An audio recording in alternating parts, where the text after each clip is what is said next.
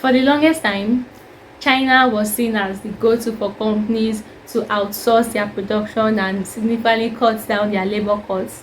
And now, in turn, China itself has found a place as is to go to for like even cheaper labor costs, and that place is Africa. Hi and welcome to my channel.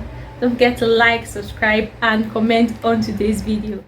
Just looking around, it's like very apparent and it's obvious that a lot of like foreign companies, especially like Chinese companies, although a lot of other countries are represented too, trust me, like they are building of like manufacturing plants or like just general companies in Africa is on the rise. And you might be wondering, what on earth is the interest of these companies in Africa, especially considering that, if we are being honest with ourselves, most of the African countries are way behind in terms of technological advancement compared to these companies. And the answer is very simple. Labor is way cheaper in Africa compared to like most other continents or most other countries. And it's a general thing. I know like people are saying, like people say Africa is not a country. I know, but as a continent, labor in Africa is way cheaper compared to other like single countries outside of Africa, and that's like a fact. And by outsourcing a lot of the production of like particular products to Africa, especially like using Nigeria for an example, they can slice their production costs nearly in half just on labor payments alone. And then I'll explain more like how that is possible. Now, just consider this example. Paying your worker, let's assume she's a HR rep, paying her $1,000 in salary would probably be like severely underpaying them like as a monthly salary. But if you come to Nigeria, for example, paying somebody $1,000, if you do like the exchange, is roughly about 600,000 naira now. And trust me, as a Nigerian, offering any basic Nigerian 600,000 naira as a salary is a steal, because the average salary in Nigeria tends to be between like 30-40k, and people have to learn to survive on that. So and a salary of about 600,000 naira is a very attractive prospect to Nigeria. And because of like the hard living, most of them will not care that you are severely underpaying them, especially compared to their foreign counterparts. And in fact, people would fight like tooth and nail, claw. They will not care. Like some people might even practically like kill off their competition if it's possible, just to get into that spot. The abundance of raw materials especially makes Africa like a very attractive target to foreign countries. Say China, for example, their plethora of no strings attached deals and investments that they've made in African countries basically guarantees them like free access or free space to come and build. And the thing is that they build manufacturing companies, and they build like they build like factories or manufacturing companies in the countries, like in the African countries. And the Africans like see it as a good deal.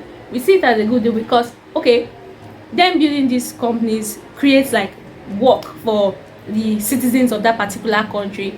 And this work is like, of course, now employment creates like, builds the economy. It's just good for the economy in general, not even good for the individual. It's good for the economy of the country in general. And also their no string attached deal is actually like of a benefit to them, because they get to like achieve the same results or even sometimes better results while spending way less money. So you know, win-win on both sides.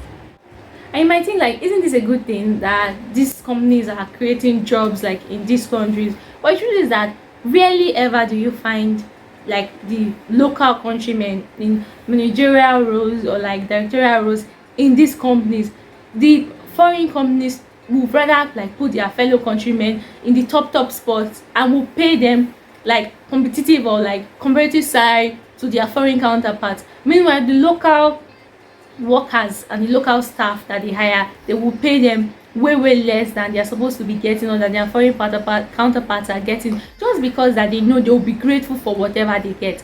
And that's not even talking about the expectation that these workers face from both their fellow countrymen, and that's the agents that link them to these companies to get work, and also the expectation that the foreign companies also like visit all these like poor employees that just want to make money and provide for themselves and their families.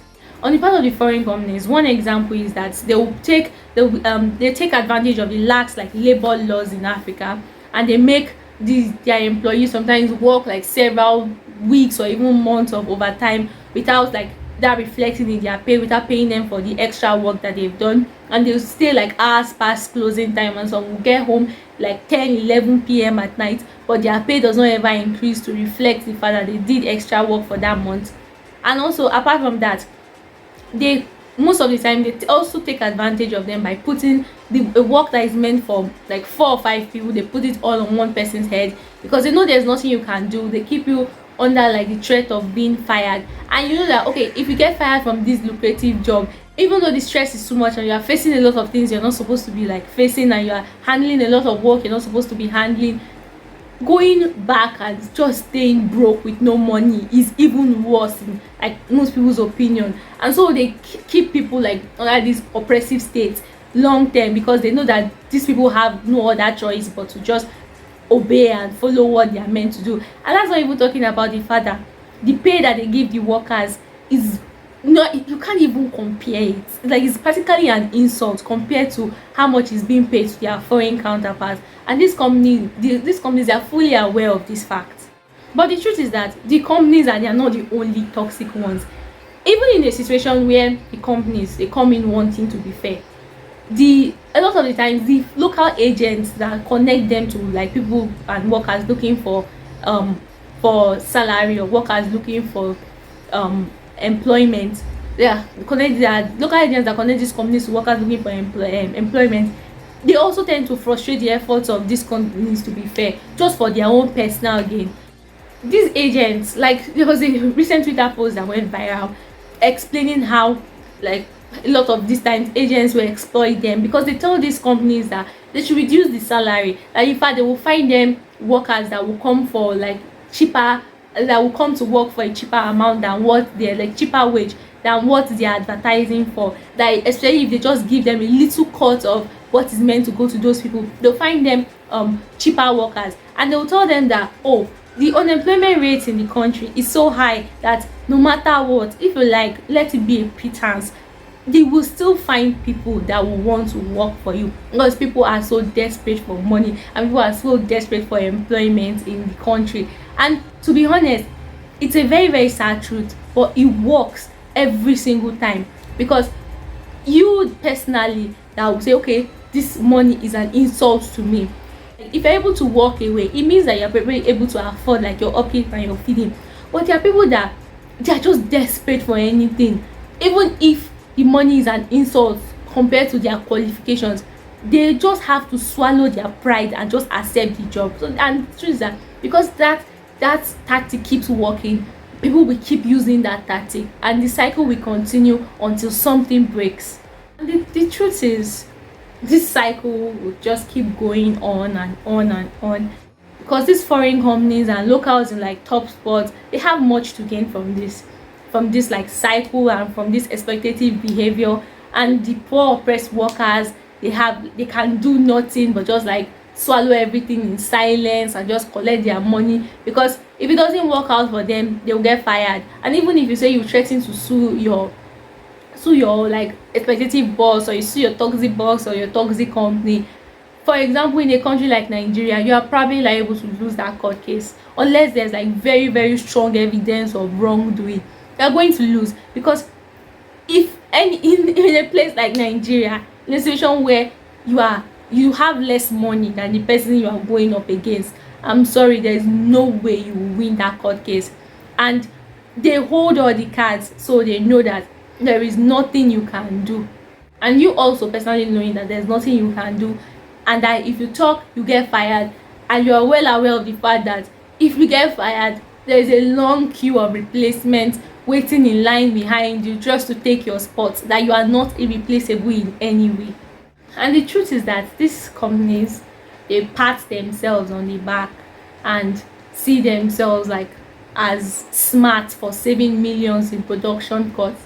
Meanwhile, there's like a whole country or a whole array of oppressed workers just accepting their fate and swallowing their pride and dignity in silence. That's the end of today's video. Please don't forget to like, subscribe, and tell me your thoughts on today's video. Tell me your takeaway, especially those that saw the viral like Twitter, the viral Twitter, is it what they call it, Twitter trending topic. Tell me what you took away from that, and just tell me your thoughts, yeah, because the whole thing is very, very tiring and it's sad and it's not likely to stop at any point like soon.